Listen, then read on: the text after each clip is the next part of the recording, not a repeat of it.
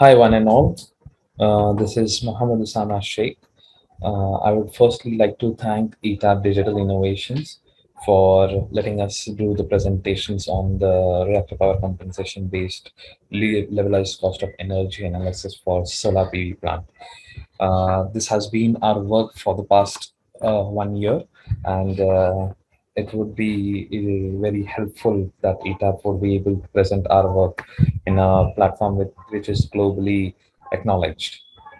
This work has been carried out by myself, Muhammad Usama Sheikh, and Jaideep Suryavanshi.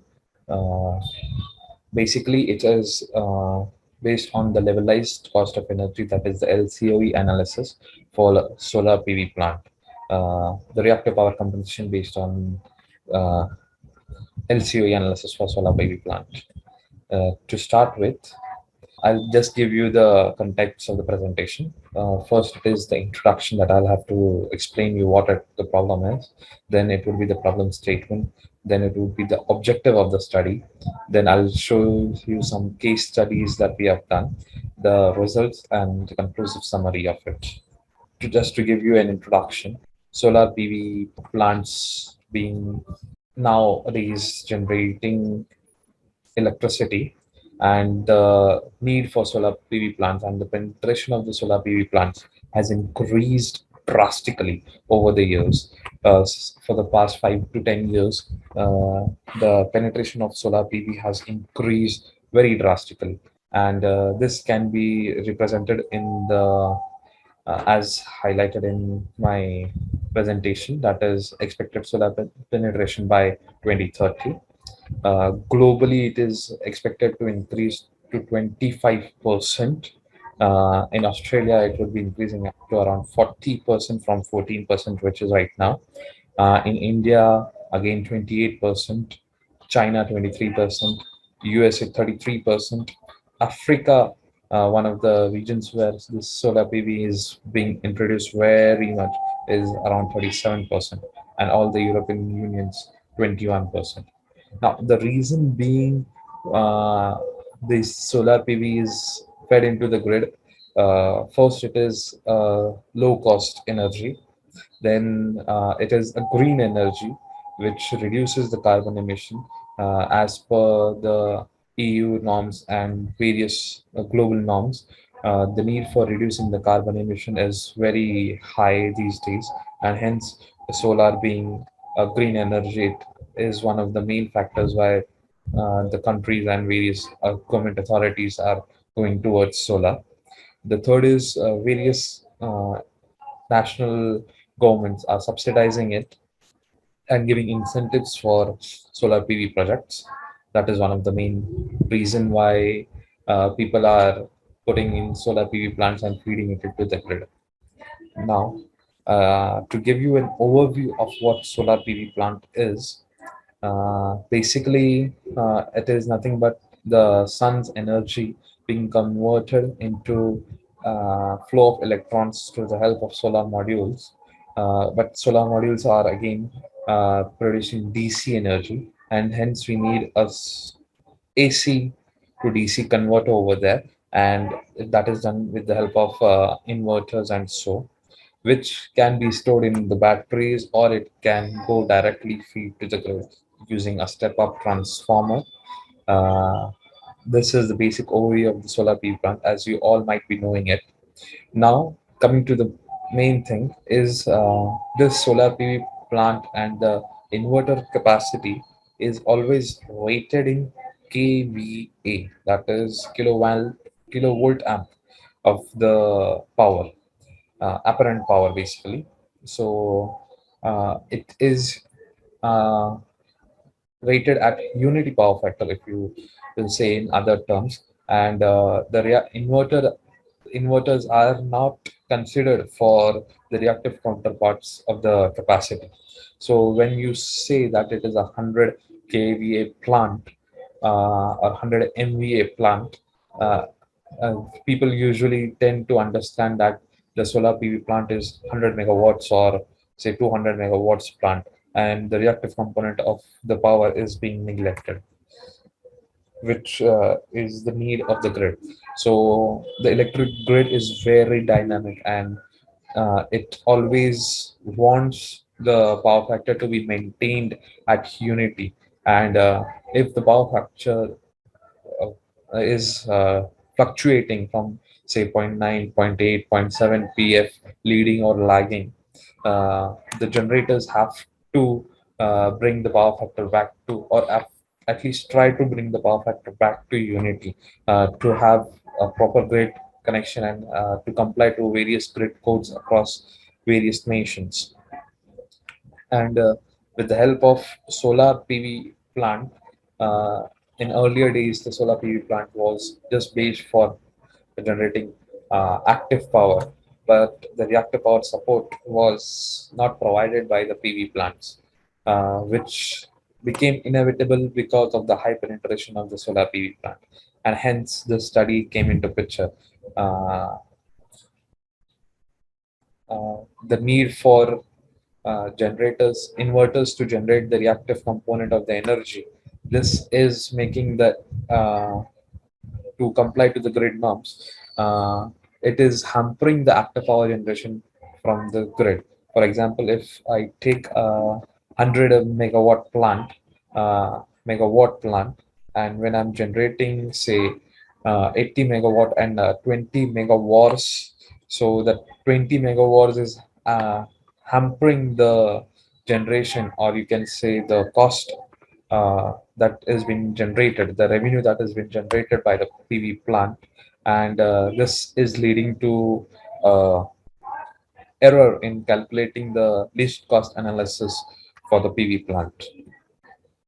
As you may all know, that IEEE 574 1547 compliant inverters will typically not have reactive power capabilities and will operate at unity power factor. So all the modern inverters supply reactive power in the range varying from say zero point 0.8 leading to zero point 0.9 lagging power factor. Uh, this injection of reactive power by solar PV inverters lead to an inherent error in the per unit cost calculation when you are bidding for the project. Hence, to have a effective cost analysis and to analyze the amount of reactive power that is going to be fed into the grid, we need to have a proper costing model. Hence, an effective cost of benefit analysis is required to assess the influence of the reactive power based on the solar PV inverters. Now, coming to the objective of the paper, the objective of the paper is to compare and have a comprehensive analysis of the performance and cost-based comparison of solar PV plants working for reactive power support with various configurations as shown in the below. Uh, First is, it would be inverters would be working at unity power factor, which is the ideal case. Second, it would be inverters would function at 10% reactive power support. Third, it would be reactive power compensation provided by capacitor banks and inverters operated at unity power factor. So in this case, we would have reactive power compensation equipment like capacitor banks or other equipment, and allow the inverters to operate at unity power factor. There would be one more case in which we would give 50% reactive power support by capacitor banks or reactive power compensation equipment, and the remaining 50% by installing additional inverters. To have a comparative study to find the best levelized cost of energy for this scenario. Now, what is levelized cost of energy? It is an analysis which has been done to find the uh, amount of revenue that would be generated. For that, you have to consider, we have considered the below. We have considered solar plant of 140 megawatt AC and various P50 energy yields of it. We have kept for all the cases the modules, the inverter, the land cost, the electrical equipment, civil construction, and installation cost all have been kept as constant for all the cases. Only the variable component for the study is the generation of active and reactive energy by the inverters. And of course, we have used ETAP for power flow analysis. Uh, this is the case one. In case one, we have considered the PV plant of 140 megawatt AC and inverters operating at unity power factor. P50 energy yield for the first year was around 351 gigawatt hour, and for the 25th year, it degraded to 311 gigawatt hours. This is the ETAP scenario where if you can zoom at POI, point of interconnection bus, you'd come to know that the power fed from the inverters is of 140 MVA and the power factor is 99%. Uh, from here, I would like to give you an analysis that this plant has been designed in such a way that it provides 140 megawatt AC having five different feeders. Each feeder is providing around 31 megawatt MVA and 30 to 35 MVA. And in order to give us some of this, we have done costing analysis for each inverter station, each module, the land cost required, and everything that is related to the solar plant, that is the DC side, DC cabling, AC cabling, uh, the field, and the substation, and everything has been considered for this. But in ETAP, for now, we have just showcased that 140 MVA has been provided by the PV plant, which is below the transformer and feeding in the POI, having a power factor which is almost near to unity 99.98 PF. In case 2, which is this was the actual case one, which is ideal case and which never really occurs because the grid is never at point at unity power factor. It is always having some ups and downs, and yeah, the generators have to generate some amount of reactive energy to feed or to provide the magnetization for the various transmission lines, the transformers, and everything. This case was ideal case, and hence, in actual, it would never be happening.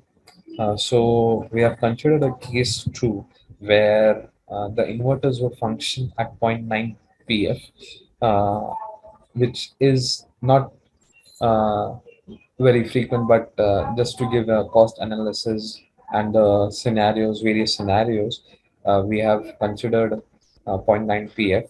So if I have a 140 MV megawatt inverter capacity, which is operating at zero point 0.9 power factor, this would give me a reduced active energy of 127.5 megawatt AC and 57.5 megawatts of reactive power would be supplied by the inverters and the PV plant to the grid. And you can just by observing you can see that there is 13 megawatt energy which is reduced when the inverters are operating at zero point 0.9 pf, which is huge amount of energy if you are saying to uh, having a cost analysis where your generation and your revenue is dependent upon the that much energy that you have been